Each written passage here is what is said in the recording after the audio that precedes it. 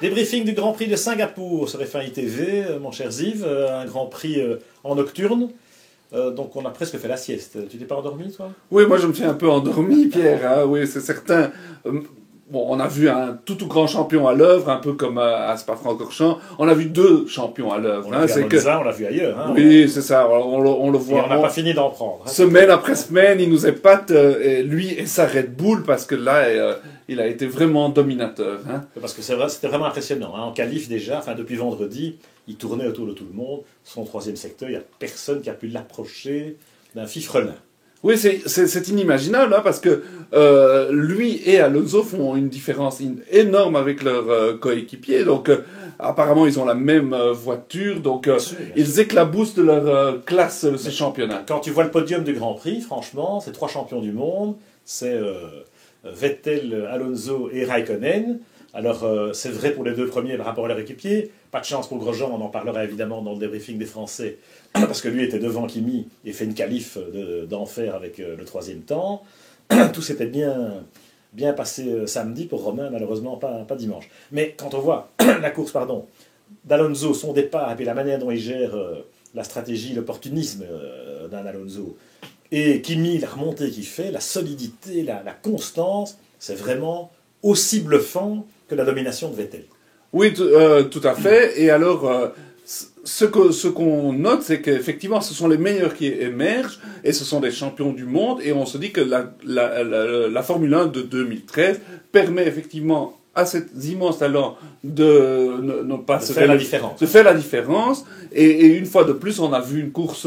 Bon, c'était une procession parce que Vettel était tellement dominateur. Et alors, on se demande, mais d'où est-ce que ça sort? Parce que cette voiture, bon, c'est un champion. Le règlement est assez figé depuis 2-3 ans. Alors, où est-ce que Newey a trouvé cette différence? En tout cas, la sauce prend très très bien parce que c'est Vettel, Red Bull, Newey. Bon, c'est tout à fait imbattable et on va vers le 4e titre de Vettel. Bien sûr, bien sûr. Ce qui est un peu décourageant, effectivement, c'est qu'on cherchait des excuses en disant, bon, c'est un circuit à fort appui, hein, comme Budapest où ils ont été battus. Monza, c'était low downforce, ok, ils ont dominé aussi là-bas. Spa, n'en parlons pas. Et puis ici, bah, c'est pas une domination, c'est carrément une suprématie qui fait peur.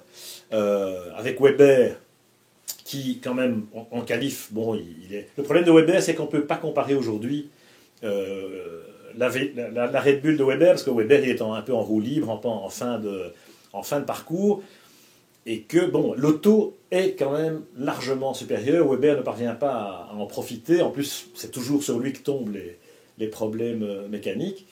Et voilà, la fiabilité, cette fois-ci, c'était pour Weber. Imaginez que ça arrive à Vettel, il perd le Grand Prix dans le dernier tour, quoi.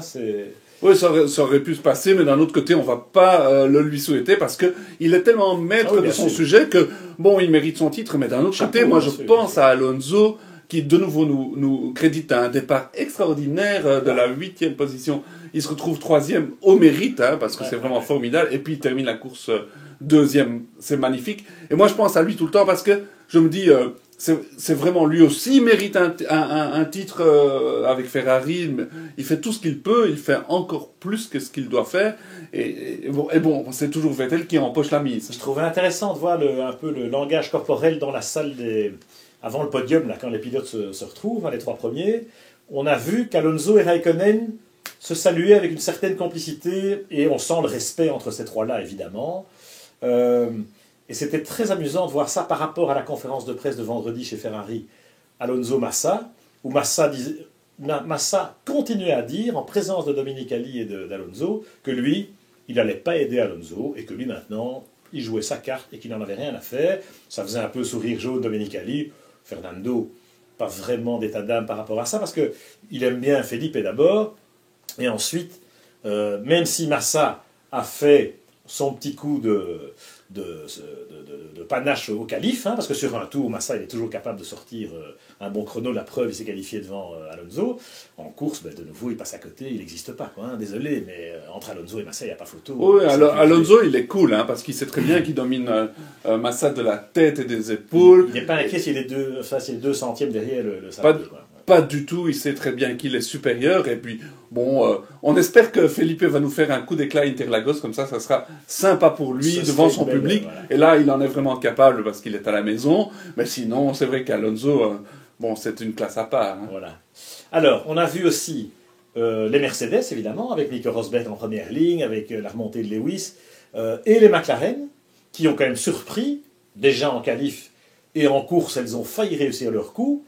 Alors c'était très étonnant cette course, parce que c'est vrai que, comme toujours à Singapour, la stratégie, il faut qu'elle soit souple, parce qu'il y a forcément tôt ou tard une voiture de sécurité qui intervient.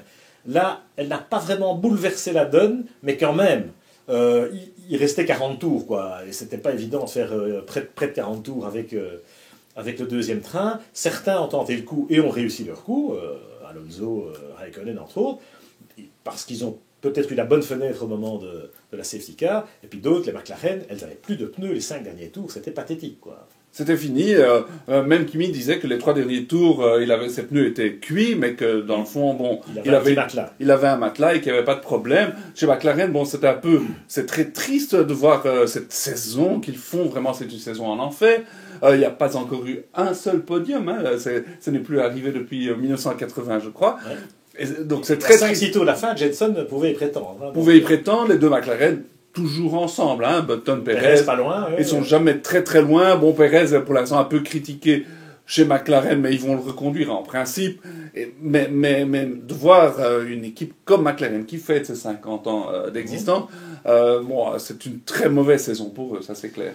Alors, les pneus, on a vu qu'il y a eu des hauts et des bas, et la bagarre pour les derniers points, on n'a pas tout vu à la télé, même si c'était quand même pas mal, je trouve, la Real Télé. Voilà, il y a eu finalement Hülkenberg, hein, qui va chercher, c'est pas un hasard, qui va chercher quand même la 9e place, et Sutil avec la Force India qui est quand même complètement larguée depuis la rentrée, qui parvient à arracher un point. Et voilà, et on assiste à des fautes. Les seuls qui vont vraiment à la faute, c'est Ricciardo et Di Resta, des pilotes qui sont peut-être un peu sous pression pour des raisons différentes. Oui, et puis bon, tout d'abord, soulignons la performance aux essais de Gutiérrez, hein, Esteban Gutiérrez, qui, pour la première fois de la saison, nous montre un peu des étincelles, quelque chose. Il progresse, quoi. Il progresse et il commence aussi à avoir un peu plus confiance en lui. Et il s'est très bien qualifié. Il s'est qualifié devant Hülkenberg, qui lui a eu un petit problème avec son DRS. Et c'est pour ça qu'il n'a pas pu tout montrer. Après, bon, Hülkenberg, évidemment, il est solide comme tout en course. Et il termine 9e, donc ça c'est génial. Il y a quelques belles passes d'armes, hein, franchement. Magnifique. Il est solide, il est toujours là. Et puis, vraiment, il est quand même temps qu'un top team le signe, hein, celui-là. Et puis, il a fait une très très belle course aussi, pour arracher... Solide, pour mettre un point, mais c'est insuffisant par rapport à McLaren qui... maintenant, on prend le large au classement des constructeurs, mais ce n'est que logique, évidemment. Oui, tout à fait. Alors, bon, c'est vrai que Di Resta était aussi en train de faire une très très belle course, hein, parce qu'il s'était qualifié, il s'était très très mal qualifié en Q1, et puis il se retrouve... Ils ont été très loin sur le premier train, ce qui était bien joué. Bien joué, donc il y avait un coup à jouer. Bon, maintenant, lui et Ricciardo se sont fait surprendre bon, ça peut arriver. Ouais. Ricciardo qui... bon, il a absolument envie de montrer qu'il mérite, hein, sa place chez Red Bull. Et Di Resta, il doit sauver sa tête. Donc, et Di Resta doit sauver sa tête. Donc, pour deux raisons différentes. Et bon, il faut aussi accepter qu'un pilote fasse une erreur de temps en temps. Bien sûr, bien sûr. Surtout sur un circuit aussi piégeux que Singapour. On en reparle demain sur F1 ITV avec le débriefing des Français.